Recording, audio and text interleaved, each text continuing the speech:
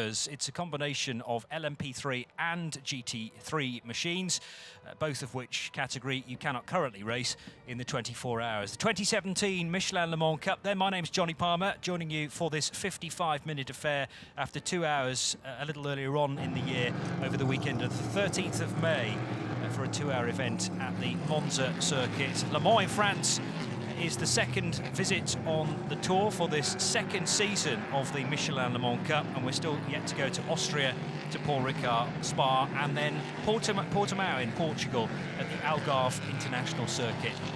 I'm delighted to say I'm joined by Shay Adam of RadioLeMans.com for this weekend, but first of all we're going to be treated to highlights of Thursday's race. Get so used to saying yesterday's race, but we've had quite a bit of time between the two events. Race 1 being won by the United Autosports duo of John Falb and Sean Rahal, and winning that race by over 5 seconds in the end from the Alex Cugno and Ricci M Racing YMR. YMR is Yvan Muller Racing, former Le Mans star, former touring car star in both the British and the World Touring Car Championship. Yvan Muller now turning his attentions to team management, and Alex Cugno teamed up in the 18 car with Romano Ricci. But Cugno, I think, for my money, a bit of a star of the future. This is where from the championship that Thomas Laurent first appeared, then into the ELMS, and Laurent with an entry in the 24 hours. A spin for the Gulf Porsche.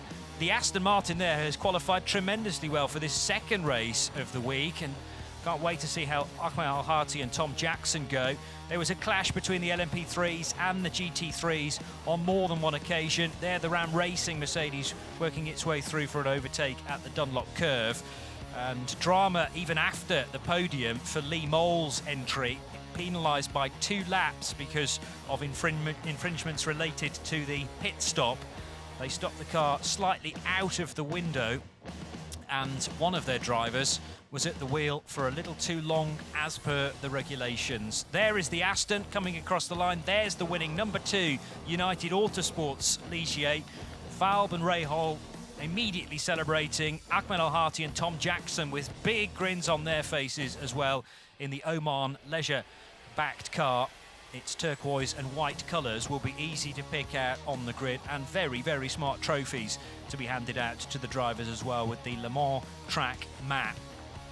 There was the moment that John Falb and Sean Rahal reached the top of the podium.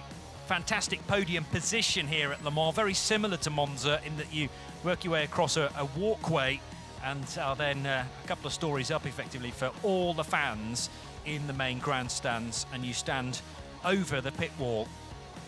Plenty of champagne spraying then, and this, the first part of the road to Le Mans, just part of the Le Mans Cup season, and another 55-minute race to look forward to in a second, which kicks off in around 6 minutes' time. There is confirmation of the result, though, of the first race on Thursday afternoon.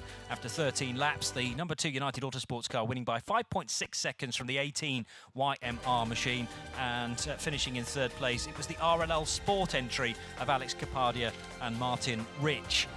GT3 honours going the way of Ahmed Al-Hati and Tom Jackson in the number 97 Aston Martin, and the 46 EB Motors Lamborghini promoted to second place, Emanuele Busnelli and Fabio Babini, because of that penalisation for the Lee Moll car, and that car then losing 2 laps. So this is how the championship points look, with the championship lead still being held by the same duo. 25.5 points now is the margin, and as I've already mentioned, there have been wins for the 79 Nielsen Racing Ligier, Colin Noble and Tony Wells, with a fantastic win at Monza. Well done to all at the British crew, Nielsen Racing. And it was Phil Keane and Lee Moll who had a spectacular Monza, because they had a fire earlier on in the week. They managed to fix much of the innards of the car that were damaged because of that on the very smart red Mercedes AMG, and it came back from adversity to win that GT3 battle around the iconic circuit at Monza in northern Italy. We move to yet another iconic circuit here in northern France at Circuit de la Sarthe, and of course with the 24-hour teams mingling with these LMP3 and GT3 teams, then that's just the carrot on the end of the stick for their temptation into the big race. They have to set up immediately in front of the 24-hour garages. You will not be able to refuel in these races, so you can't even refuel with churns remotely. So that's the reason why we're running to 55 minutes. An LMP3 car simply can't go any further than that. The GT3s more comfortably will do an hour and 10 minutes. So teams assembling in front of what are relatively busy garages behind them. It's a 3 o'clock start for the 85th running of the 24 hours. But the cars have already been released from the assembly area, and this is the grid then for the second race of the weekend. It's the 3 DKR Engineering and Jean Glorieux started Ligier that begins alongside John Falb. The second row is RLR with Martin Rich at the wheel. Morton Dons also for RLR on the second row. Third row being the best placed GT3 car. That's the Aston Martin of TF Sport. A 4-minute lap time, very impressive. Al Hati to start. The fourth row is where we find Nielsen Racing. That was Monza's winner, and Duquesne Engineering, and then one of the M Racing machines. That's the second place car on Thursday, Romano Ricci to start the 18 machine. An all-Graf sixth row, Schiller and Thomas Dagano to start the 65 and 72 respectively. Another Graf car there for the French crew, starting with Taylor, and then Duquesne Engineering on the 8th row with John Corbett at the wheel. Antonin Borger will start the number 10 machine. Ricky Capo for Euro International starts there in 17th spots. The next row includes Flick Haig in her Optimum Motor Racing Audi that she's sharing with Joe Osborne. Javier Ibram for Ibram Pardo Javier team on the 11th row, ahead of Richard Mines for United Autosports in their LMP3, and Richard Bradley also taking part in this race, one of many drivers on kind of double duty this weekend in both the Road to Le Mans and the main 24 hours. The 14th row is Tak Sung Kim for the By Speed Factory squad from Spain, and Raymond Vos starts the Ram Racing Mercedes that he shares with Tom Onslow Cole. 16th row is Cedric Mezar and Maurizio Mediani. We have Gino Forgione starting the Cool Racing by GPC Ligier. Quite an outfit that team in the paddock. Spent some money on the gear, certainly, and it looks spectacular down in the support paddock here at Le Mans. Lee Moll, who was penalised those 2 laps on Thursday after Thursday's podium because of the infringements, and we're going to have to watch for those during this 55-minute race as well. The pit window falling between 22 minutes and 32 minutes. Row 22 contains DKR Engineering's LMP3 and the IMSA Performance Thierry Cornac-driven Porsche, and then we have towards the rear the Labre Competition Frank Lebascar driven car. And remember that Labre Competition are also on double duty this weekend, not racing a Corvette in this race though. They have with them a Mercedes SLS, so the slightly older Mercedes. And Graham Goodwin joining me, Johnny Palmer, for this next 55-minute race. Yes indeed, and good morning everybody. Beautiful morning here at the Circuit de la Sarthe, and that's a Labre Competition car you mentioned as the cars come around to begin the race. It is an older SLS, but it's another art car. It's exactly the same kind of artwork, same artist as the fabulous Labre Corvette we'll be seeing later in the 24 Hours of Le Mans. But before then, 55 minutes, 49 cars, and these guys just as keen to put their mark on the history books as the 60 cars and the 180 drivers will be in just a few hours' time, Johnny Palmer. I'm thinking back to Monza now for the European Le Mans Series race and the Le Mans Cup race as well, where we had LMP3s mixed with GT cars.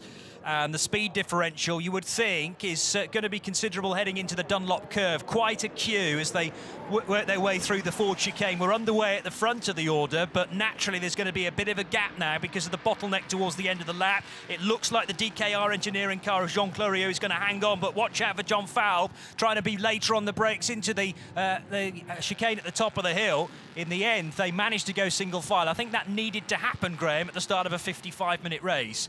It did indeed. That was it was neat and tidy, wasn't it? The two RLRM Sport cars in close formation behind the battling pair for the lead.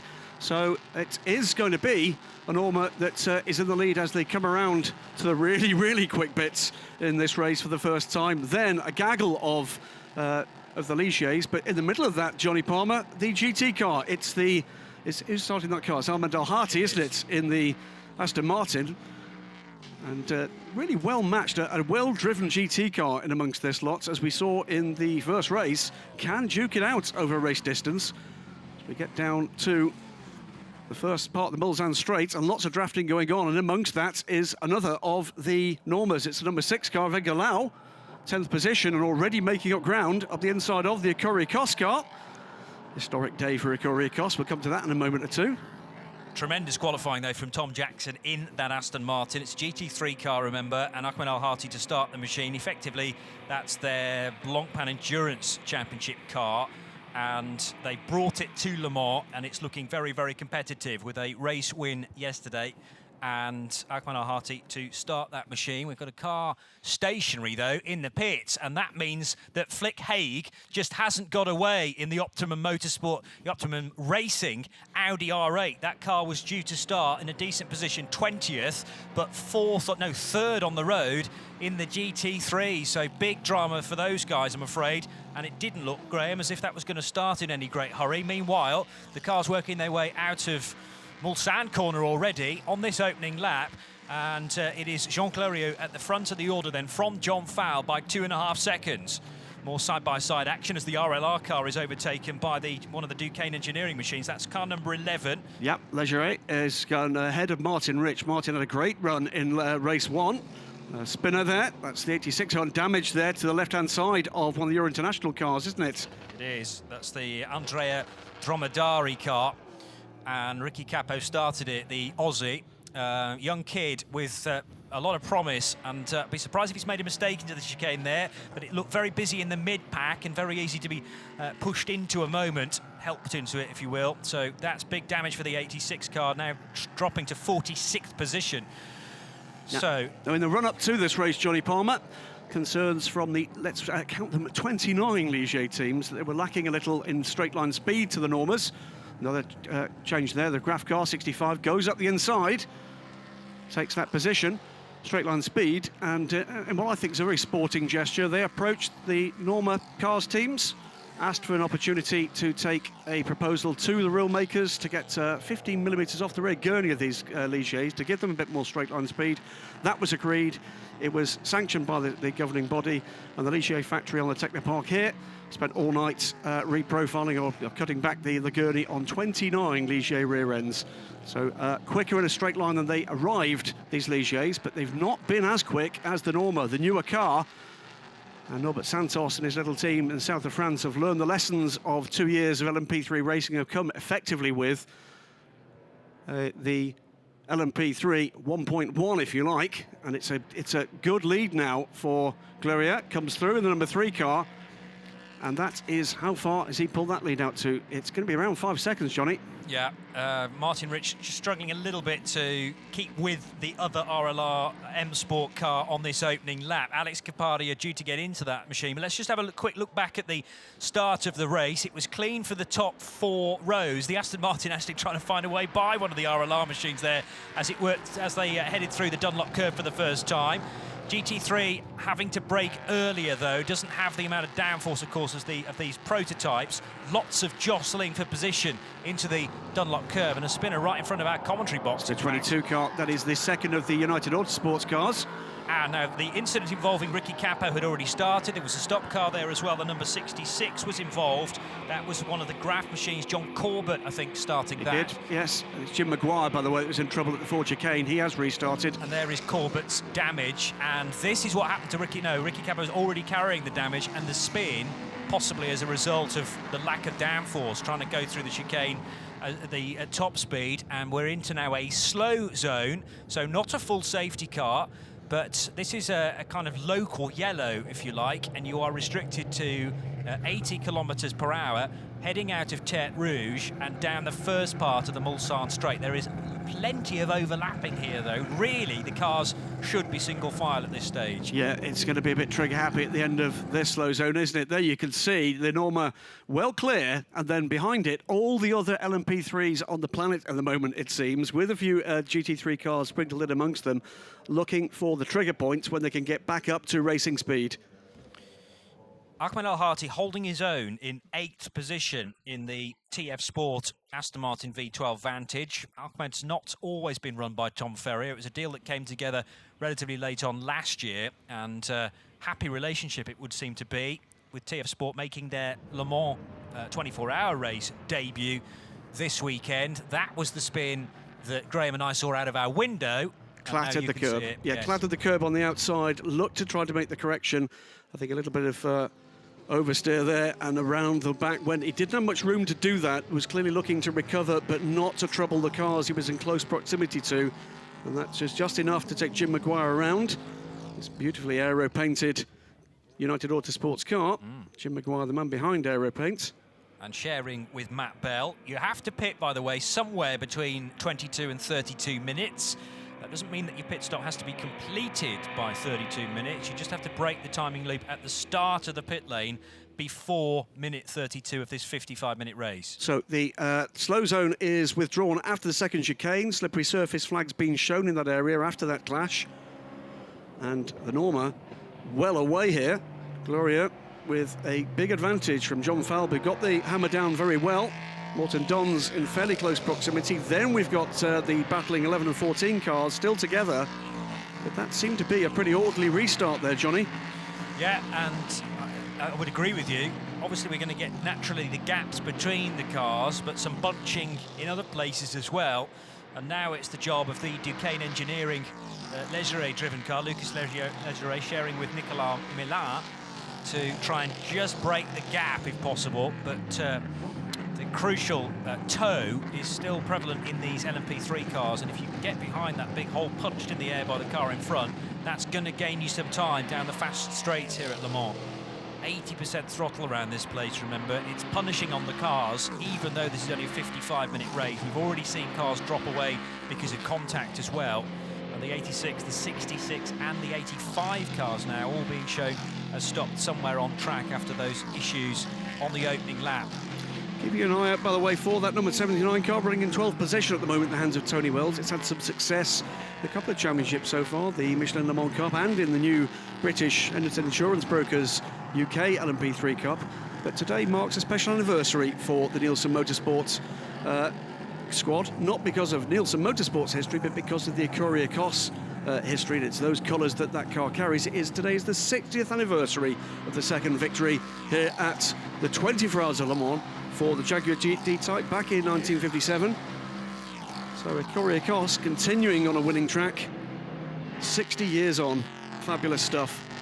Great fight, by the way, for 19th, 20th and 21st overall positions. That's for second place in GT3, and you've got the Spirit of Race Ferrari 458 Italia there of Maurizio Mediani, and Michael Benham right on his tailpipes in the McLaren 650S from Garage 59, and then the EB Motors Lamborghini and Emanuele Busnelli in that car to hand over to a man rather good in Lamborghinis, Fabio Babini. But is this a potential change where the RLR car is going to slip behind? It's Egalau, it's the second of the Normas, and it's made a cracking start to this race. It hasn't quite got by, but the RLR car really under pressure here with Martin Rich at the wheel and Edgar Lau in the second M30. They're all powered by the same engine, by the way, the same Nissan engine in the LMP3s, and that was a great run for Lau, but he wasn't able to make it work into the Ford chicane. Yeah, as he came out the Ford chicane, got a bit of a wiggle on, did the Norma driver, but the power in maybe a little bit too quickly. Martin Rich doing a fine job of resisting those advances from the Norma, and Martin with Le Mans experience, part of the Lotus factory team that was here some years ago in the Little Evora. And behind Edgar Lau, you've got Romano Ricci in the YMR car. There he is in the 18 machine, and behind him, Antonin Borger, also for Duquesne Engineering. Borger sharing with Lucas Borger, and that car's been making ground. Last time I checked, it was in 9th position. Well, now gained another spot as we're back into the slow zone. Yeah. So no overtaking clearly through this part, although try telling the guys towards the back of that shot that there's inevitably going to be some overlapping, and that's the number 12 car that's gone into the kitty litter, the SVC Sport Management Ligier of Marcello Marattiotto and Marco Sensetti, who's in the wheel of the 87 this moment. 87 is... It's either Marattiotto or Sensetti. It's Mariciotto in the 12 car. The SVC, by the way, Scuderia Villorba Corsa. And another team that's got a presence in the main race later, the 2017 24 Hours of Le Mans with their LMP2 Dallara. That doesn't quite count as overtaking. There's overlapping. There's certainly overlapping with front wheels level with rear wheels of certain cars. Is that the Ginetta? That is the Ginetta, the 92 car, ex-ARC Bratislava, now in the hands of Team TKS. Japanese squad and reigning champions of the Asia Le Mans Series in their GT Cup Championship for one-make racers, but stepping up this year for a coming season in Asia that will see a pretty big injury increase, I think, in the grid across the board. We can see now, Johnny, the incident site and lots of, drying agents down to try to help reduce that slippery surface, but an extensive zone there. It's going to take some little time. I think it may not be too long before we go back to full racing. So Shinyo Sano starting the Ginetta, car number 92, and slowly working its way up the order. 17th position now. Side-to-side contact there between, it's a Graf Racing car, I think, to the left, and rather elbowed out the way by the Decane Engineering car. So that is, yeah, he's quite right, the 65 car with Schiller at the wheel of that. Adrian Schiller, and with a fellow teammate right behind here. They're all steadily stacking up, and despite Lau attacking at the end of that last lap in that Norma, now a little bit on the back foot down the Mulsanne straight with 4 Ligiers ganging up on him a little bit. Here comes Romano Ricci and makes quick work there of the Norma, which has got a problem. I think he's got a problem. Now, again, up the inside, I'm afraid very aggressive stuff from the Decane Engineering car. Twice in the space of just a couple of corners. Not sure about the problem for Edgar Lau, because it's all of a sudden found a bit more pace, whether it just struggled to go through the gears. Yeah, maybe. And the 2 Graf cars are battling amongst themselves as well. We've got Adrian Schiller and Thomas Dagenau in those French machines. Meantime, a change of position in the GT order with Maurizio Mediani going ahead in the very brightly coloured number 95 Ferrari of the 24 Garage 59 McLaren of Michael Benham. So the 95 Ferrari making very good time at the moment. And the gap, by the way, first to second in the GT class, about 6 seconds, but with, well, a gaggle of LMP3s between the two. But that could be a developing battle, Johnny. Tony Wells would love to be in the fight for what is effectively, with Loud now falling a spot, it's effectively 6th position. We have 6th, 7th, 8th, 9th, 10th, 11th place cars. Well, not quite, but Tony Wells is 2.4 seconds off the back of Dagenau, as this time Edgar Lau's going to lose another place, in fact probably 2 more. So that Norma is struggling out of the slower corners, but then its acceleration comes through in the mid-range, it would appear. So the DKR Engineering car getting ahead of the M Racing machine. So number 18, the Romano Ricci, losing a spot. The 2 Graf cars, I think, still in the same order. The 65 got ahead, has been retaken by the 72. With Thomas Dagenau at the wheel. So Dagenau overtaking Adrian Schiller. And what's going to happen into the Ford chicane then at the end of lap 2, which is definitely an overtaking opportunity. We're missing nothing at the front, by the way, because Jean Glorieux is enjoying a 6.3 second lead now at the head of the order in front of John Falb, who were Thursday's winners with Sean Rahal. Watching the pace of Michele Rugolo, though, 5:10.248 last time is the fastest lap of the race, and that's much quicker than anybody else had done last time around. Leggeret, I think that's because he's probably caught the withdrawal of the slow zone at exactly the right time. But Michele Rugolo is up into 13th position, ahead now of Ahmed Al-Hati. And he's already pitting. Now that is I was going to say far too early. It is, isn't it? He will have missed a chicane. Oh, and someone else in trouble as the cars go out of shot. Yeah, down towards the Forest S's. So he's missed a chicane, and what has to come in? Well, if that was a live shot, then we've lost the leader. The leader's off. The leader's off. So he is. It's the Jean Glorieux slowing dramatically, and John Falb automatically takes the race lead then. I'm being distracted by Michele Rugolo coming off into the pit lane, but the 3 car again slowing. No damage in the Norma car, and the slow zone, by the looks of things, has been lifted now into Tertre Rouge. Now him rejoining, that caught out the black car, the Decade Engineering car went to the outside, got muck all over the tyres, has been weaving down the Mulsanne, trying to clean those tyres up. In time, the battle for 5th position continues, and Zed Galau has got his breath back a little, and he's now going again to try to see what he can do about Martin Rich ahead. So the order has been, well, really scrambled here, Johnny. John Falk for Morton Dons now, so RLR up to 2nd place. Then Leggeret. Gloria has recovered to 4th position. Martin Rich and Edgar Lau, that is the top 6. But with a 6.3 second lead, he must be absolutely kicking himself, Jean Glorieux, to now have to work tremendously hard to get the number 3 car, well, try and get it back on the podium. John Fowle must be just not believing his good luck here. He won with Sean Rahal, as I was mentioning, on Thursday, and now leads by 1.3 seconds, so it's really brought the margin down and makes it a far more entertaining race at this stage, you could argue. With now Jean Glorieux, who we know has got good pace in the highest Norma, now just 2 places in front of Edgar Lau, who is hunting down Martin Rich in the white and yellow car. Top 8 cars separated by around 8 seconds, and there's a bit of a gap to another gaggle, 4 or 5 cars separated by a single second for 9th position. So 38 minutes to go, pit stop still to come. This one is wide open. Meantime, in the GT ranks, Ahmed Al-Hati still 13th position, but being caught now, and caught quickly by Maurizio Mediani. Just 3 seconds the gap now between the two leading GT cars, both sitting just outside the top 10 overall. There is that Tony Wells coming through, and Richard Bradley? It is. Yeah, right behind the 2 Graf cars, so a duo battling for 9th and 10th, Thomas Dagenau and Adrian Schiller, and then tucked in behind, Tony Wells and Bradley. I think Bradley's actually got ahead of Tony Wells now in the 49 car to give Richard 11th position.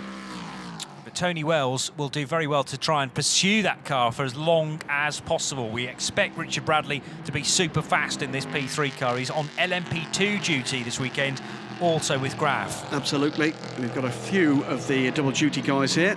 Richard Bradley, James Winslow in this race as well, will also be in the main race later. And a change for 2nd place with Leggeret ahead now of Morton Dons. Don't think we saw that. We didn't see that. But the 11 car now ahead of the 87 at the 2nd sector. And John Fowle then still under huge pressure. Just 1.3 seconds off the back now of the number 2 United Autosports car is Lucas Leggeret. And this is before, as Graham mentions, the first phase of pit stops. You can start to stop after 22 minutes into this race as the leaders, here they are then, back across the line. And how close do you want it? 1st, 2nd, 3rd and 4th, all within a second of each other, and 2.5 covers the top 4. Under 4 minutes is the lead pace now. We can see from timing and scoring, 10 seconds that cost the Norma. And here comes Richard Bradley up the inside of the number 72 Graf Racing car. There's an irony, that's Richard overtaking in the Win Motorsport car, the LMP3 car for the team. He'll be contesting the 24 Hours for later. Win Motorsport, brand new team for this season, and effectively, well, certainly making their international debut after running this car in the Asia Le Mans Sprint Cup through the summer. That car will be joining the full series for their winter calendar. 4 races in China, Japan, Thailand and Malaysia. Some debris on the entrance to Tertre Rouge. It's not on the racing line, but just spotted it on that shot there. They may send a brave marshal out to try and collect it, but we're waiting for a quiet period. As here are the leaders then, John Fowle and then Lucas Leggeret. The Norma, though, has got ahead of the RLR car, so Morton Dons has slipped to 4th position. Norma back into the provisional podium positions with Jean Glorieux at the wheel, and then they enter immediately into a slow zone out of the first chicane, so John Fowle quite rightly gets off the throttle. So what's happened here? It's the Porsche number 20. Okay. It's the Porsche of... It's Tony Baker, isn't it? Andrew Baker. Andrew Baker. Sharing with Ben Barker. Baker and Barker. I know, that's not easy to get confused, is it? And there is Alexander Terrell, who is due to take over the number 3 car. And he's properly quick. Very annoyed indeed about events at the end of the race, the first race, where that Norman was leading the race and under the full course yellow was hit from the rear, says Alex Terrell, by the 2nd place car, putting the car out the race.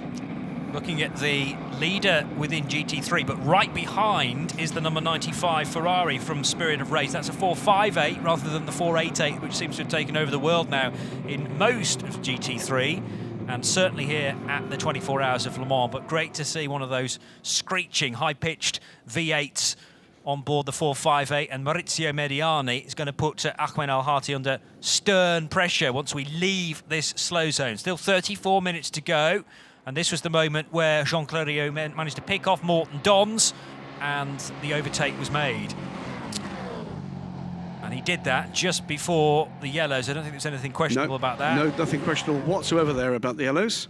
John Falb. And here comes the green flag. Eagerly waiting. There is the green flag. Look to the left of your picture, and John Falb's going to nail the throttle now, and he's got the jump on Lucas Legeret. And the Norma just doesn't pull away quite as readily as the Ligier, which is strange because they're powered by the same engine, the same Nissan power plant.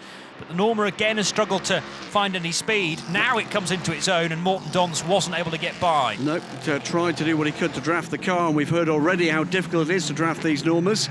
Alex Capardia at Monza had a great run in, well, very much. It was, if not this car, then the sister car at Monza. Had a similar battle with the Norma in the wide open spaces of the famous Italian circuit, and said whatever he did, pulling through Cova Grande in the ideal position, could not get by it. It is a rocket ship in a straight line. Meanwhile, trying to keep my eye on the GT3 battle as well. The gap last time we checked was 2.3. It's now down to 1.7 seconds between Ahmed Al-Hati and Maurizio Mediani. Aston Martin versus Ferrari. We might be set for that in GTE Pro this weekend in the 24 Hours as well. So this is a fantastic hors d'oeuvre ahead of the big event, and many of these teams will be targeting a place on that 60-car grid in years to come. New third-place car as well in the GT class, with the EP Motors Lamborghini having got by Michael Bennon's McLaren. Those two battling at the moment for 21st position overall. So this is the battle at the moment. Morton Dons has fallen right back now from this lead trio now. And information you can see on the screen that the pit window is now going to be open until for the 23rd minute, I think that said.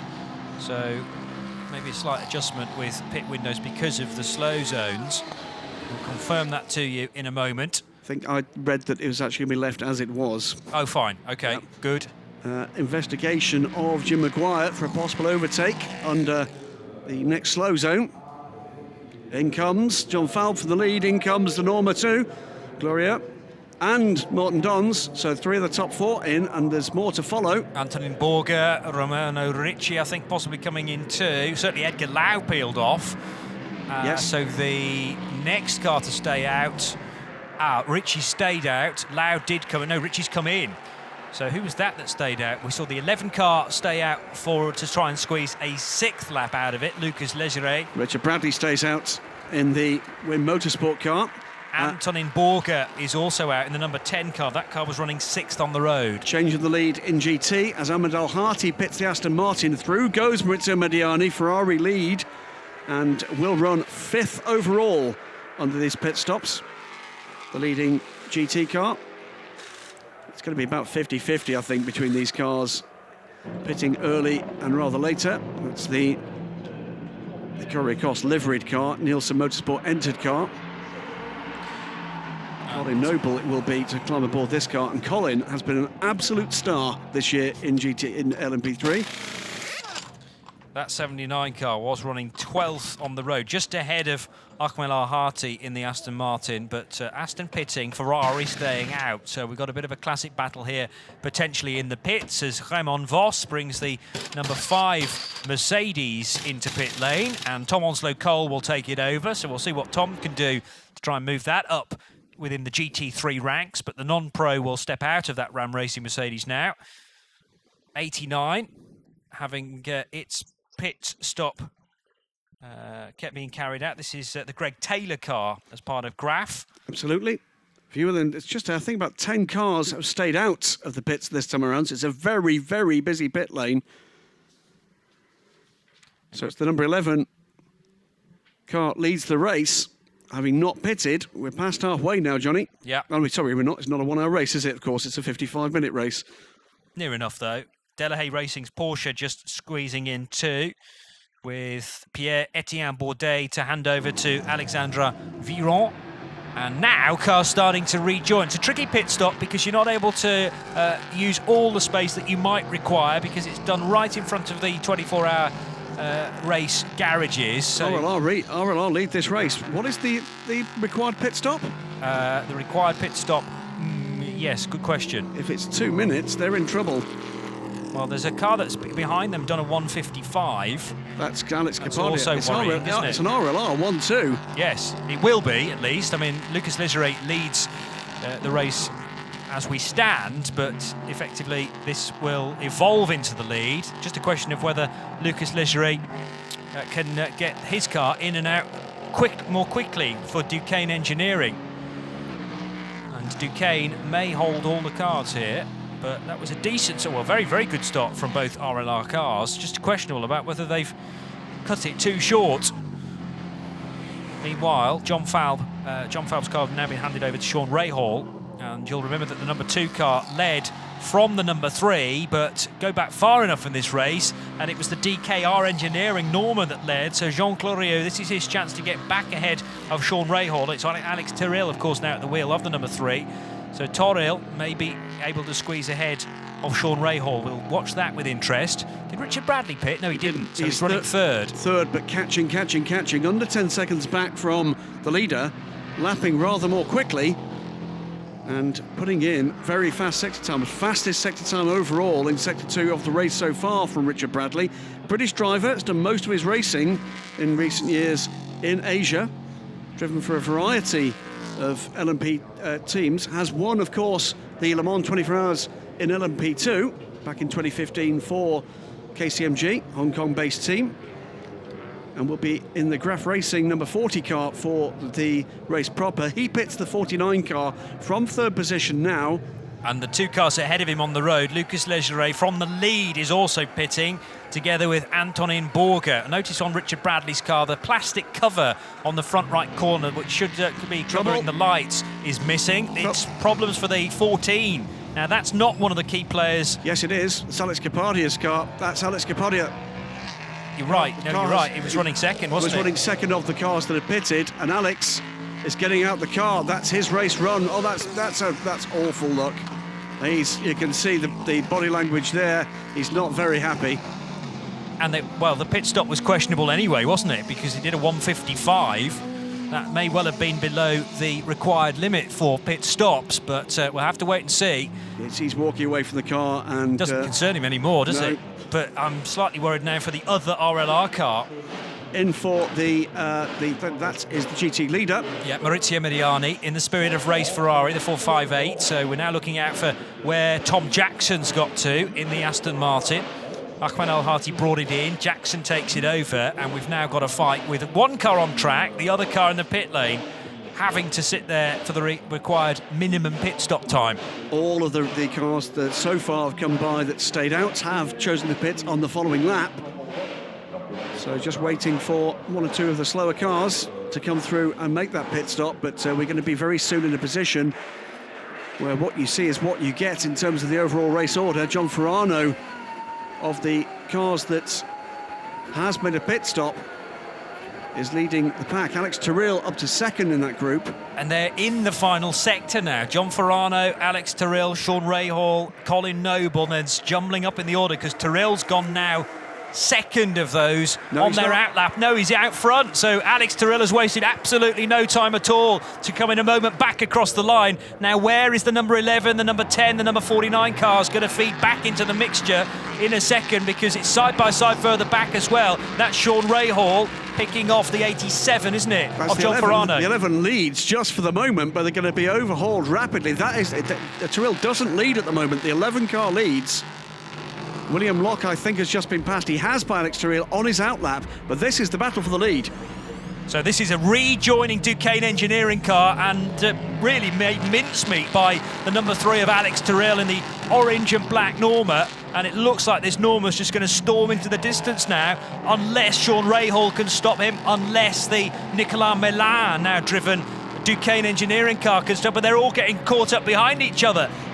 So John Ferrano trying to squeeze through, Sean Rahal trying to squeeze through, and actually Milan doesn't look to be on the pace of these two machines. The United Autosports in their white, red and blue, and then the RLR car in its white and yellow colours just behind. They're trying to chase the car right in front of shot there. The Norma, number 3, driven by Alexander Terrell, the Spaniard. 2 American drivers in those 2 Ligiers. John Ferrano looking very racy there. Oh, and that the number 11 car ducks out of that, goes straight on the chicane. Didn't want any part of trying to turn in there.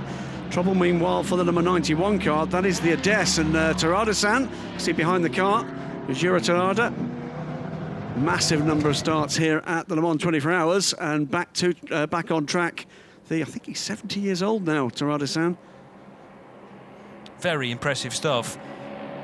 It's great to still have his enthusiasm as part of this sport, this relatively new initiative, the Road to Le Mans, as Colin Noble's late on the brakes there to pick off the Duquesne Engineering car, number 11, of Nicolas Melin. He's one to watch, Colin Noble, in this phase of the race. 23 minutes to do something about the cars ahead of him. He's got just under 6 seconds to make up. And he's up into 4th. Now up to 4th position ahead of Melin. We also have the rejoining William Locke now, whose car was handed to him from Richard Bradley with that missing headlight shield. 23 minutes still to go on the clock. Melin braking for the right-hander at Mulsanne corner. Lodon spins out of Mulsanne, and that's going to cause issues. And there's the old signalling pit concrete blocks there, which he's gone into the back of, and you can see now the car is damaged on the rear left. The car was already pretty slow with respect to Melin. It's going to really struggle now to probably get to the end of the lap, because that bodywork potentially is going to be rubbing on the tyre on the rear left corner. So Alex Terrell leads the way. Sean Rahal is in 2nd place, but let's get some word from the pit lane now to get reaction from drivers. Yeah, I'm down here with Maurizio Mediani. It looks like it's going well for you out there. Yeah, it's very good, and especially the car is so fast. Probably I have the best car. The name car is Ferrari. I'm really proud to drive this car with the Yamaha team, and well, unfortunately I don't have a chance to drive that much because it was a lot of yellow situation. I mean, and I had to slow down. But anyway, now my teammate is first, is leading, and cross the fingers, and we will see at the end what happened. Thank you very much. Thank you. So that's Charlie George interviewing drivers getting out of their cars and handing over to teammates. Now, this is a scary bit because drivers always say that it's far better to be behind the wheel of their car in control than spectator. And Alex Terrell is certainly doing a good job here. So Jean-Claude Rieu can maybe relax a little bit for the DKR Engineering establishment. Their Norma M30 is in good hands, already building a gap of 3 seconds as Alex comes back across the line, but the 87 is pretty slow. John Ferrano really struggling to get the car out of the Ford chicane. Big lap there, though, from Alex Terrell, 3:52.409. New fastest lap of the race, and pulling away 3.4 seconds now ahead of Sean Rahal. Colin Noble, though, with that moment for John Ferrano, up into 3rd place, and I think it's going to be Colin Noble that's going to be the threat here. John Ferrano not back up to full speed, so the second, and smoke from the right rear of that car. The second of the RLR cars now in trouble. What happened here? Clattered the curb there. Did he go around? No, he didn't spin. Oh, it's rear wheel. Rear wheel, the suspension's gone. Suspension on the right rear of the RLR car is gone. That's a huge drama for both RLR cars then, because Alex Capardi we lost on the last lap down Mulsanne straight, and now rear right damage to the second of their Ligiers. A horrible race then here for the second event of the Road to Le Mans this week. And it's going to be of no comfort whatsoever, but actually no real relevance now that both that car, the number 87 car, and the 76 car, that's the Kodak liveried IMSA Performance Porsche, running 3rd in the GT class, under investigation as we thought they might be for pit stop times. It has shaken up the order, that pit stop round, Johnny. I'm watching as well the 11th place car. That's the 3rd of the Normas. So all 3 Normas at the moment in the top 11. Jan Urlacher's next target, by the way, is the Sol Ginetta, which is up into the top 10, the number 92 car from Team TKS. Shirasaka-san at the wheel of the Ginetta, and Norma versus Ginetta in trouble for what had been the GT leader, the number 95 car. Yeah, Maurizio Mediani did the opening stint. He handed it over to Christoph Ulrich, and the car has spun at the Dunlop chicane. And then the worst luck for Ulrich, just the rear tyres dropping into the gravel. He's buried the throttle in the 458, and the car digs in, and it's going nowhere, Graham. Well, Roman Arak takes the lead, but is under investigation for a pit stop that is timed at 1 minute and 57 seconds. I'm pretty sure it had to be 2 minutes. Could that be handing the lead of this race in GT to Duncan Tappy in the Garage 59 McLaren? Well, it could go any which way. Of course it's not. It's Tom Jackson who's aboard the Aston Martin who's ahead. Jackson. I wasn't going to refer to that, but we've exposed it now. You're right, it is Aston Martin from Porsche, from McLaren, but Duncan Tappy, you can guarantee he's going to be flying in that 650S. The width of the wheels on that McLaren are ridiculous, and it looks like a full-on GTE for those that are maybe not in the know. It's definitely a GT3 car. It carries traction control and ABS, but they look the business, those 650Ss from Garage 59 this weekend. Yeah, full season in the International GT Open. Coming along here to have a look at the Michelin Le Mans Cup. Will we see those cars in later races in the series? I think we might, you know. 3:52.409 was the fastest lap of the race. I don't think it's going to stay there for too much longer, because Alex Tyrrell, 2 purple sectors again on this lap 8 of the race. But Roman Arak is closing on the Aston Martin, but we think maybe in a bit of trouble in terms of the pit stop time. Alex Tyrrell setting phenomenal pace now. He's already done a 3:52.409, on course to better that on lap 8 as well.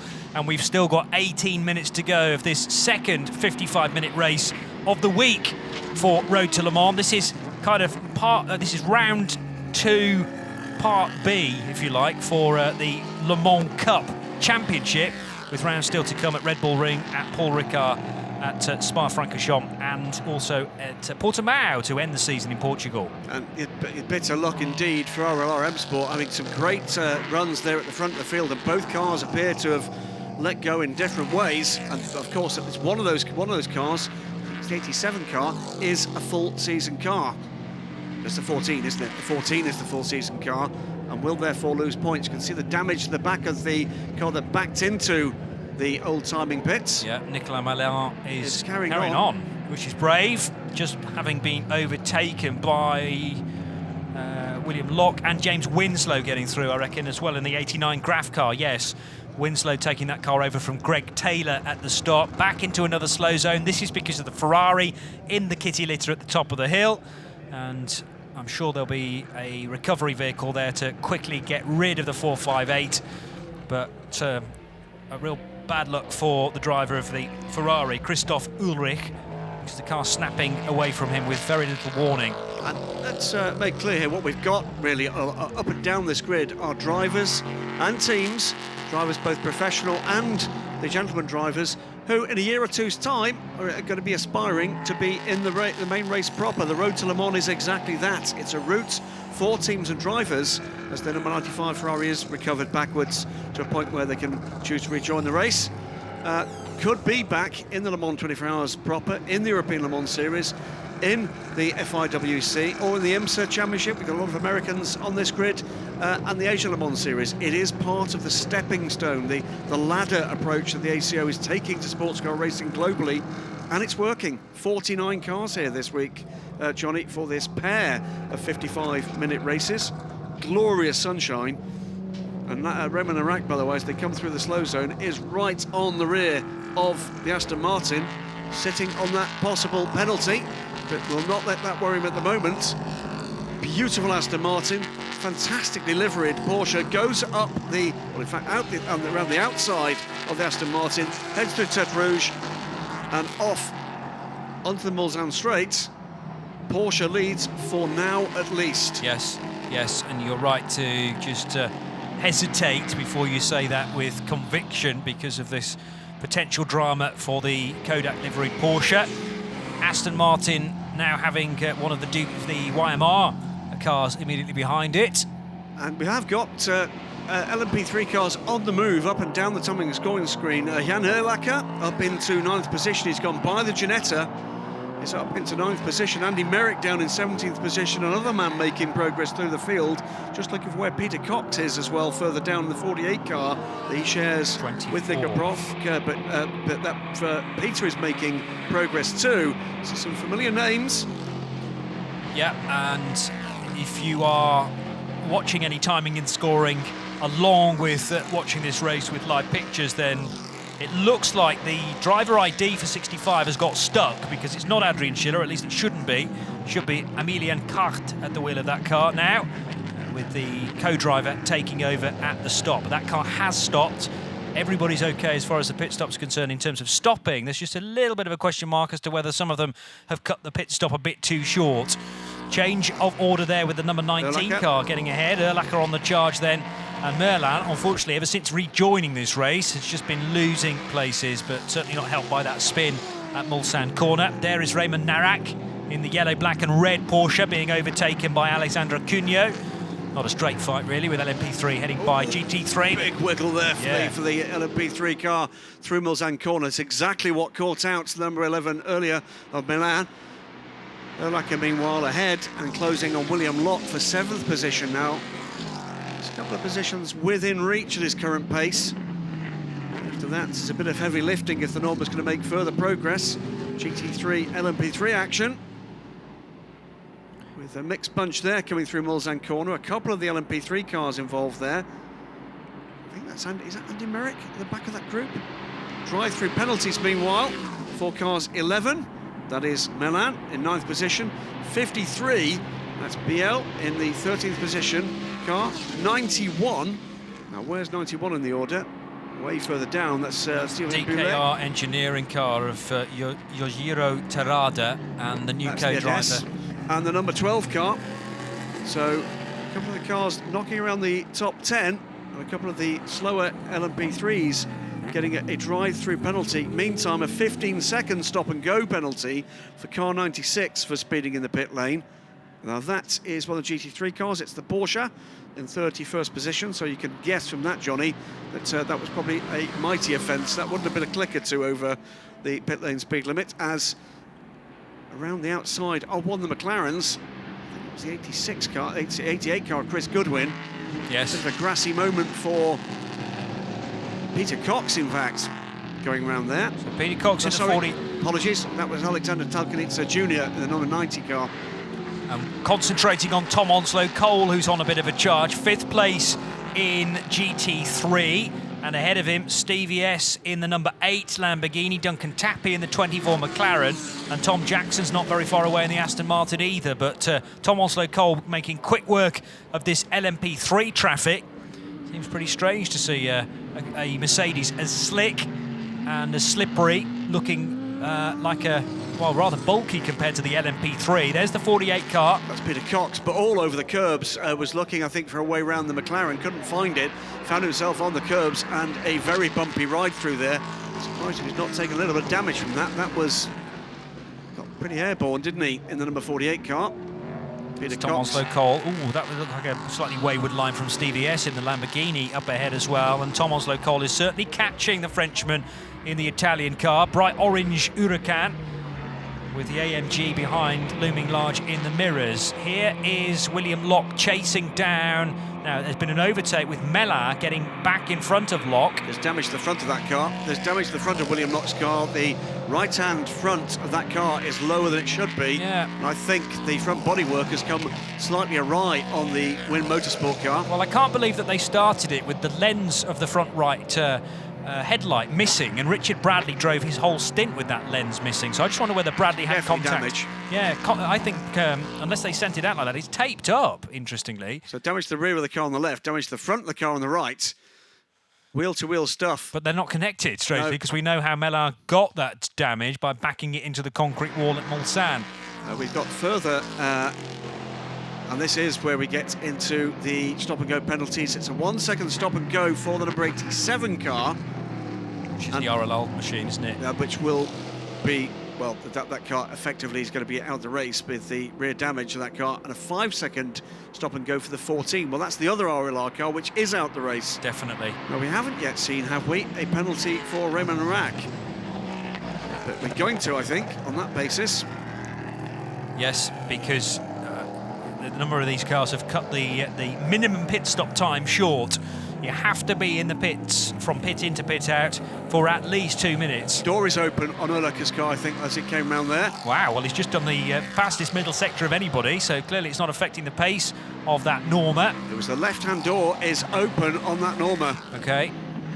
Well, if he can somehow hold it shut, it might not be a problem, as Alex Terrell's deep in traffic now, but still has his 8.5 second lead. Confirmed now that the GT leading Porsche, the 76 car of Redmond Iraq, will be down pit lane for a 3-second stop and go penalty. Meantime, Jan Urlacher, 7th position and closing on James Winslow for 6th. Has the left-hand door of the Norma coming open. Not this car though. Alex Terrell untroubled, 7.5 seconds to the good now. There's also going to be a drive-through penalty for Matt Bell at the wheel of the number 22 United Autosports Ligier because of an overtake under yellows. That was earlier when the car was in the hands of Jim Maguire, and Matt had improved up to 25th position after that spin for Jim Maguire through the Ford chicane. So it's not been a great run for them. Jan Urlacher, it's not slowing him down, is it? It's not. Fastest lap of the race for Jan Urlacher. So this loose door, as there's going to be a second pit stop for Nicolas Milan. Now, was the number 11 car given a penalty? Yes, it was. Okay, so that was related to yellows, was it, rather than... It was related to pit stop, speeding in pit lane. Speeding in pit lane, right, because the time was fine, 2 minutes, 10 seconds. Correct. As the number 91 is about to be lapped by, that's the Ginetta, about to be lapped then No, by... that's the Adesse. Oh, I beg your pardon, yeah. The Adesse then about to be lapped by Sean Rahal. 92 is the Ginetta, isn't it? Yes. And it's also yellow, that's why I'm getting confused. So 4 of the 5 available choices for LMP3 chassis in this race. Singleton entries from Ginetta and Adesse, 29 Ligiers, and a trio of the newest of the cars. The Norma, the only car missing here, the RV Riley. It's had a bit of a troubled start to its racing career. Here comes Matt Bell to take the drive-through penalty, just in front of our commentary box. Colin Noble, meanwhile, trying to close on Sean Rahal. He's doing that, not quickly enough at the moment, with only 7.5 minutes to go. It's a 9-second gap to the lead. Number 3 car over the number 2. Then comes Sean Rahal. Then it's Colin Noble 5 seconds back, 4 seconds back. Goes around the outside of the Adesse in pursuit of Sean Rahal. So Terrell from Rahal from Colin Noble. 7 minutes to go, Johnny. And a tremendous run up the order for the Ginetta, actually. Now 10th in the hands of Takuya Shirasaka. So the problem is, it may have got as high as... No, I don't think it will, actually. It's just dropped out of the top 10. That's why I was about to say it might have got as high as it possibly can do, because the next gap to try and close in on is 10 seconds, as the Norma number 19 gets ahead of James Winslow. He does indeed. And now it's another Norma ahead. So Norma's at the moment, the trio, first. Alex Terrell, then it's the number 6 car and the number 19 car, 5th and 6th now. So top 6, 3 Normas, all 3 Normas in the top 6. That car very well suited indeed to the wide open spaces of the Circuit de la Sarthe. 6 minutes to go, and well, we're nearing the end of this sector. This will complete 11 laps. So this one and maybe a couple more for the leaders. Alex Terrell leading by almost 10 seconds ahead of Sean Rahal now, with a charging Colin Noble. Last time around, Colin did a 350.9, which is half a second quicker than the 2 cars ahead. Alex Terrell might still have a bit more to give if necessary, because he's built himself this cushion on lap 11, and with that cushion can kind of just manage it. Nice to see that the Optimum Racing Audi R8 did finally join the race. Flick Haig did her stint, and Joe Osborne now at the wheel, but sadly that Audi has just pitted again.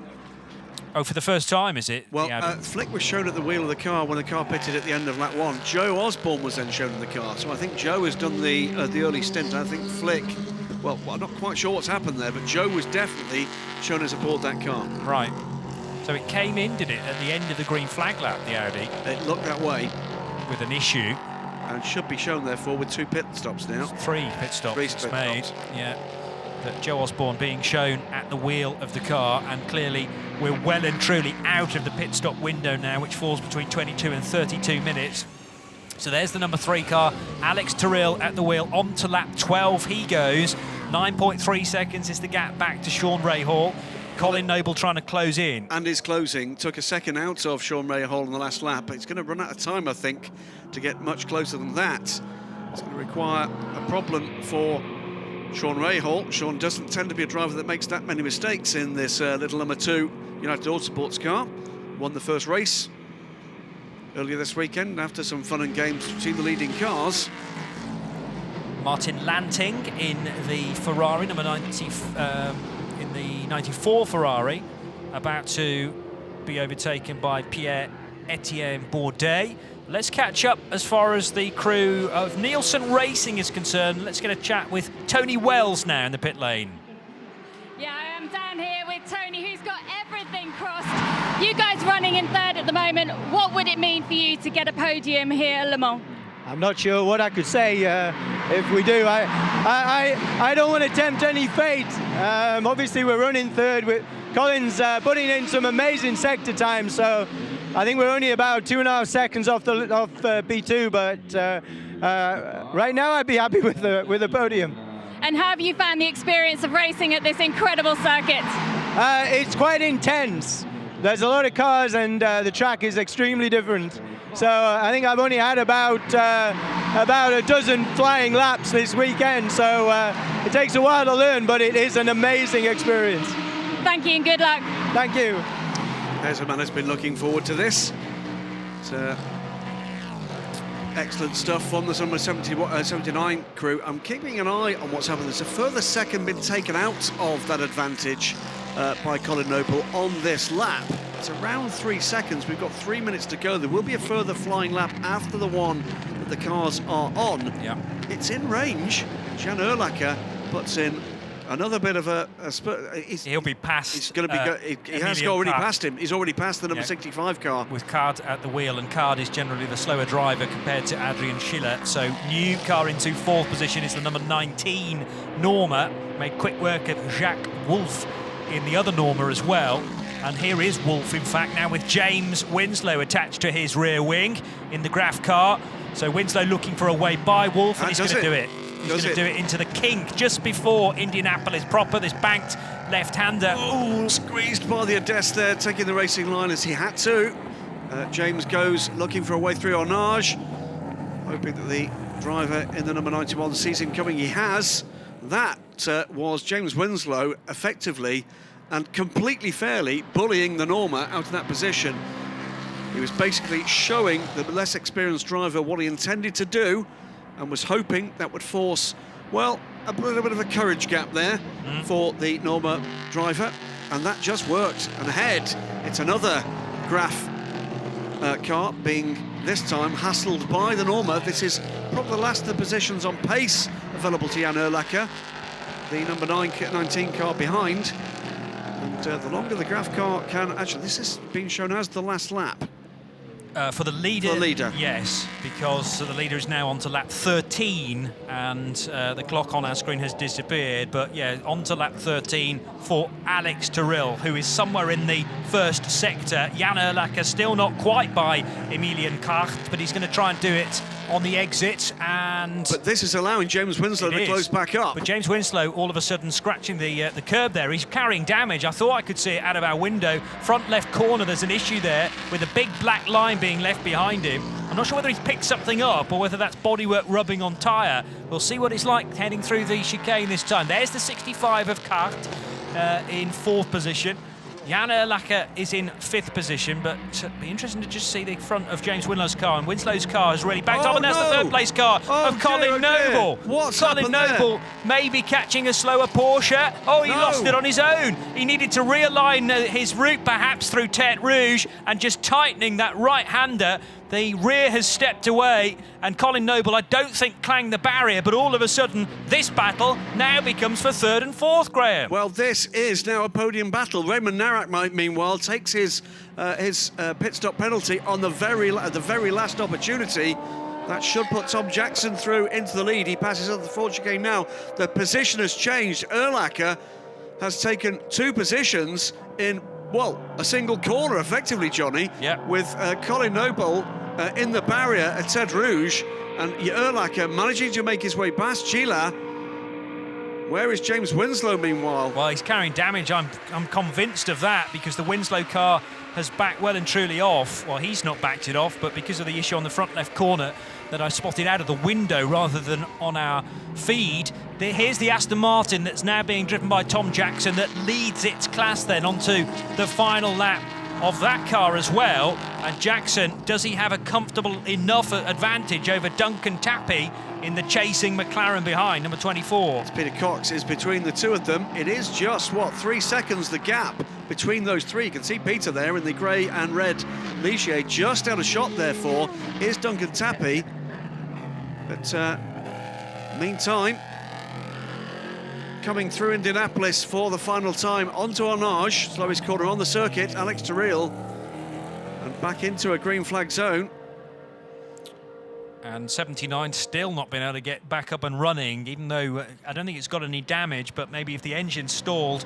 Colin Noble's struggling to restart that car, and Tony Wells was so joyous, having just spoken to Charlie George in the pit lane. Sadly, it's not going to be a podium finish, but one car out, the next car in is Jan Urlacher, who is performing well once again after he sat Monza out because he was on World Touring Car duties. And here is the Aston Martin. It's Peter Cox dipping out to take the position. Where's the McLaren, though, of Duncan Tappy? Should be at least 4.5 seconds further down the road from this Aston Martin, and Tom Jackson looks to be in the groove. Not under pressure from the McLaren. Aston Martin from McLaren, then the Lamborghini of Stevie S, the number 8 car. And here is the number 3 machine of Alex Torrell, and it will be the 3 Norma to take the victory then in the second 55-minute event for the Road to Le Mans. So round 2B goes in the way of the DKR Engineering Norma M30 of Jean Clorieux, who started the car, and Alexander Terrell waiting for the second place car to come across the line now. And here it is, the United Autosports number 2 machine of Sean Rahal, and started by the bronze driver John Fowle. The 2 Americans have been long-time co-drivers, and they'll be thoroughly chuffed with the points they've garnered from this Le Mans event, with a win on Thursday and a second place today.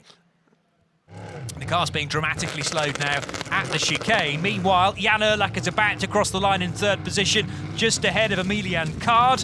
And Card did stick with him, actually. There's James Winslow as he works its way out of the Ford chicane as well, to eventually finish 5th behind his teammate Emilian Card. And Jacques Wolf about to cross the line in the 3rd of the Normas, I beg your pardon, as the Optimum Racing Audi will get a finish as well. We're still waiting for the Tom Jackson, Ahmed El Harty Aston Martin. Here it is in the final sector, and this is going to be a great double victory for this Aston Martin. Wonderful stuff. Sadly not with us for the full season, though, well, is it? Let's wait and see. Okay. You'd like to think, wouldn't you, this has encouraged them to come back for a little bit more of this. Duncan Tappy pretty comfortable in 2nd position. Tom Onslow Cole quite close at the end of this race to Stevie S for the final podium position. At the moment, Aston Martin, McLaren, Lamborghini. Yes, that McLaren started by Raymond Vos and handed over to Tom Onslow Cole. Just keeping an eye, by the way, as we see the Aston Martin coming home, keeping an eye on Duncan Tappy's time. Just pace has drifted off a little. So there is the TF Sport Aston Martin V12 Vantage GT3 of Ahmed El Harty and Tom Jackson to cross the line.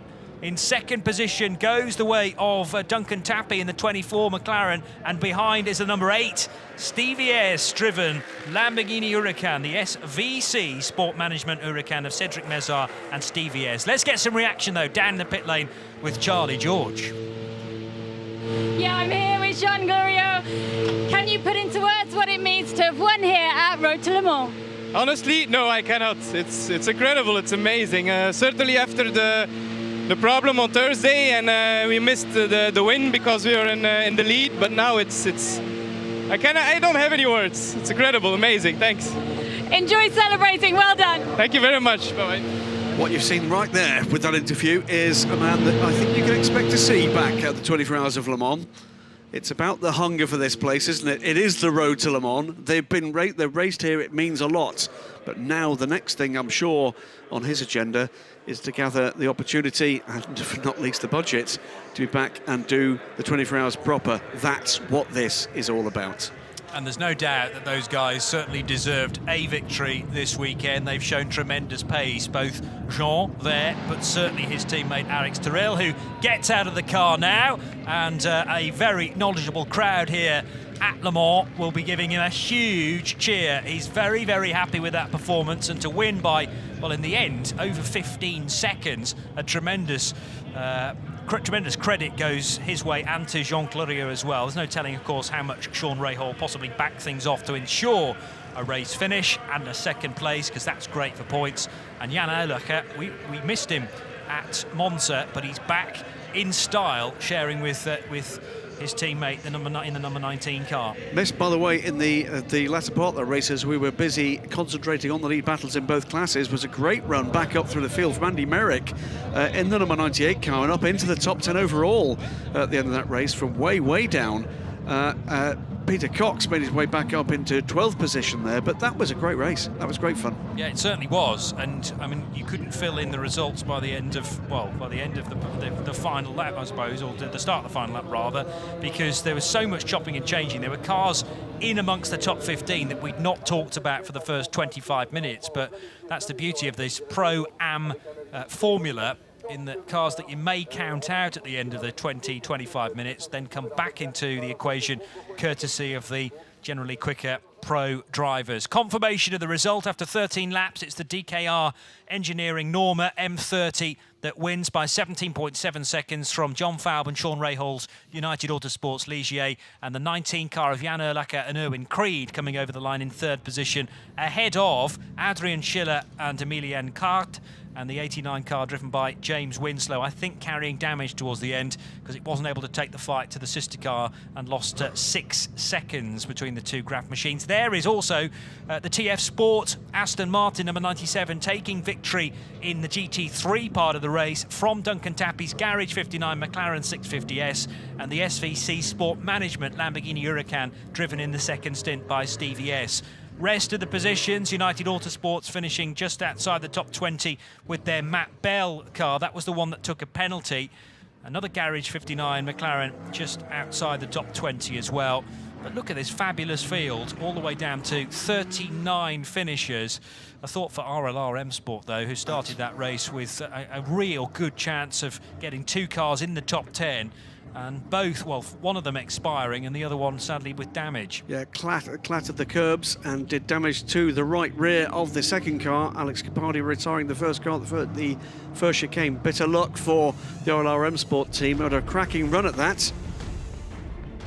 So a chance to look back then on the second Road to Le Mans race of the week, and it began with action aplenty, with damage for some of the LMP3 cars in the midfield. There were spins up at the Dunlop chicane as well, and drama for the number 22 car that was later driven by Matt Bell in the stages. That was Nicolas Malan's spin out of the Mulsanne corner, backing it into the old signalling pits Armco. But there, celebrating his co-driver's victory, was Jean Cloriot, and congratulations to Alex Terrell, who will take the plaudits in a moment on the podium. Champagne being readied as we speak, Graham Goodwin. Absolutely, and amongst the podium sitters in the Road to Le Mans, race 2, the Road to Le Mans, two teams we'll see in action later on in the Le Mans 24 Hours proper. This team, TF Sports, making their debut in the Le Mans 24 Hours in the GTE AM class, and the SVC team, which is Scuderia Villorba Corsa, in the LMP2 class later on in the fabulous Dallara.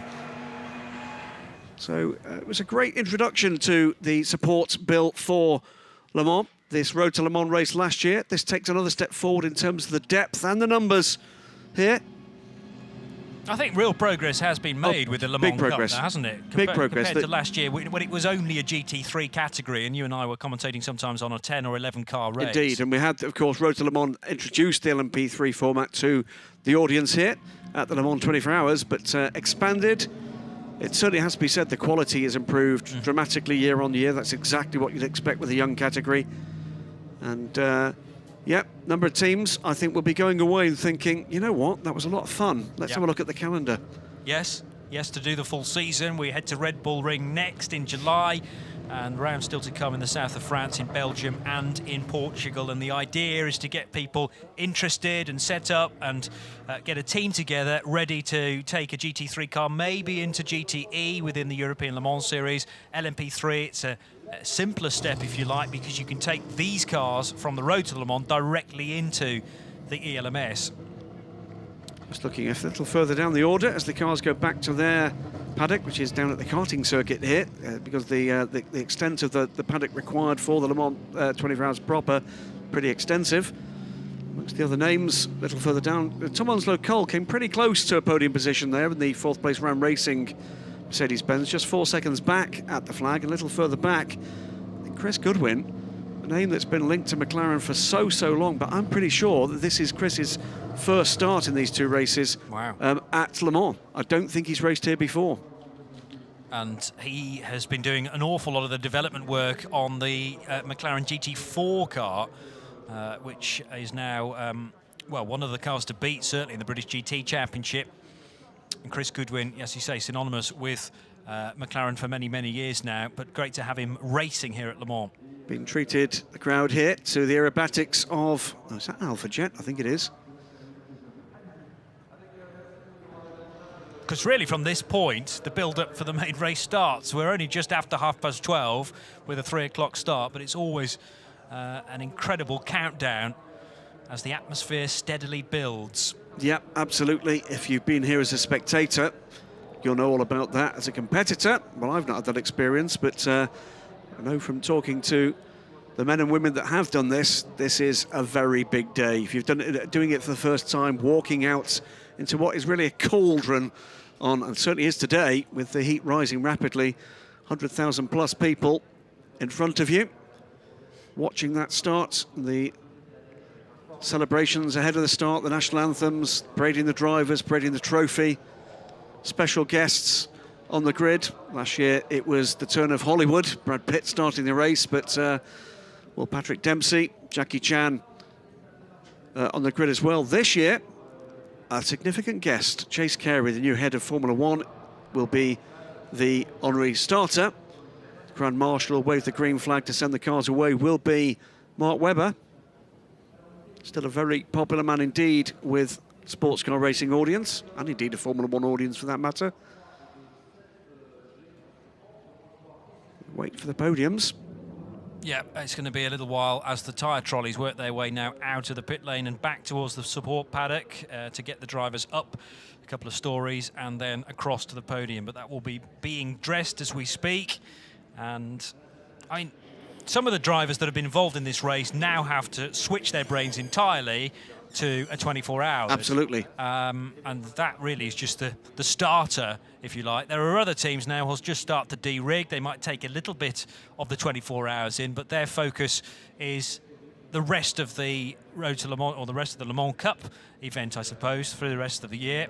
And others will have had a taster of this, like the fact that they can race on the 8.5-mile Le Mans circuit. Not many other championships will have the opportunity to do that. It's in Porsche's turn this year. Absolutely. But it's a massive carrot, isn't it, for anyone wanting to eventually get to the 24 hours, this form of racing, the Road to Le Mans. And some exciting news, by the way, earlier in the week from the ACO about another step forward in the LMP3 category, becoming very much a global phenomenon, that they will be drawing together their LMP3 products, all the championships. We'll wait for details, but the LMP3 World League with a final, will be in a rotating venue. So each year will be a different track. Will host a standalone event for LMP3, bringing together the cars from Europe, from North America. The IMSA series telling us earlier in the week they will be introducing some mini endurance events next year, their version of LMP3 sprint races with a single driver, and also the Asian teams. So I think we can see in the coming years, Johnny, that we're going to be seeing significant races for LMP3 all around the world, introducing new friends to endurance racing, ACO style. And as more and more of these cars are built and looking for places to race, it's only going to lead from strength to strength for this Road to Le Mans format. The 2:55-minute races, I think, have been pretty successful. It does mean we've got racing action earlier in the week here at the 24 Hours of Le Mans. It means that people are coming to watch the racing earlier. It was a great Thursday afternoon stroke evening's entertainment, though, to have a 55-minute race at 5:30 through to nearly 6:30 with the extra lap that sometimes needs to be tagged on because of the leader and where he is on the lap. Then it almost forms the full hour. And yeah, then that was the lead up to more qualifying, wasn't it? It was. A couple of sessions. There is Mark Webber, Graham. So and Chase Carey. Involved. Ah, yes. That's Chase Carey. Then also one master of Formula One to the left, the actual master of Formula One in the middle there, with the signature moustache. Aerobatics above the track continue. Bit of ribbing there from his ex-teammates. There'll be talk of retirement, I'm sure, will be not far from the lips here. Tartan blankets and bath chairs. He's not that sort of guy, though, Mark Webber. He's enjoying being here and not having the pressure, I'm sure, of competing in the Le Mans 24 Hours. Enjoyed his time here. He said to me and to others who've had the pleasure of interviewing him that his time's done. He wants to go on and do other things. So Timo Bernhard, Neil Yarni there in the sunglasses. El Bamba standing behind. Dominic Kreiheimer I saw in that huddle as well. Okay. From the Bicolis team. And Ollie Webb there from Bicolis as well. So he was, yes. Ollie Webb managing to set the fastest time in the Bicolis Enzo CLM. So, as I say, atmosphere's starting to build really is now, isn't it? Yeah, it is. And this is by far the biggest motor race as a single event, and one of those that transcends the world of motorsport to become just a cracking event to attend and to tick off on the bucket list, I'd say. Nick Tandy was standing to a little bit of Toyota baiting there, I think. Yeah, was it with Jose Maria Lopez to his It was I think, more or less the entire Toyota squad, and Mark Webber. Well, a little bit of news, actually, while waiting for this this podium ceremony, and it is very, very relevant to the Le Mans 24 Hours. I literally ran across to compete, to commentate on this race from an interesting press conference that involved Frédéric Sausset, the man who competed here last year in Garage 56 after, well, it's quadruple amputation of his legs and arms after a viral infection. He's starting a new academy for disabled athletes coming to motorsport, and the first signing for that academy is Billy Monger. Oh, right. And Billy Monger will be sharing a car with Fred Sausset in a race later this year, working up towards, we hope, a full season, with a view that we'll get there for a Le Mans 24 Hours start for that effort, we hope, with Billy by 2020. Fantastic news, and what an excellent young man he is. Tremendous. Huge shock for the domestic motorsport scene in the UK when Billy had an awful accident at Donington Park over the Easter weekend, but that is one bit of good news, I suppose, to come out of it. Here is the podium then for the top three drivers within LMP3. Congratulations to the far side, Jan Urlacher and his teammate Erwin Creed, Sean Rahal and John Falb from United Autosports to the second step of the podium, but a tremendous win by over 16 seconds going the way of Alex Tyrrell and his co-driver Jean Glorieux, who will be announced now onto the podium for DKR Engineering in their number 3 Norma M30. And they get the pleasure and the privilege of standing on one of the most famous podiums in motorsports, the gantry over the pit lane here at Le Mans, beloved of the fans after the 24 Hours of Le Mans. Big congratulations. There is Jean Todt and Pierre Fillon down in underneath the podium. Let's hear the national anthem of the winning team.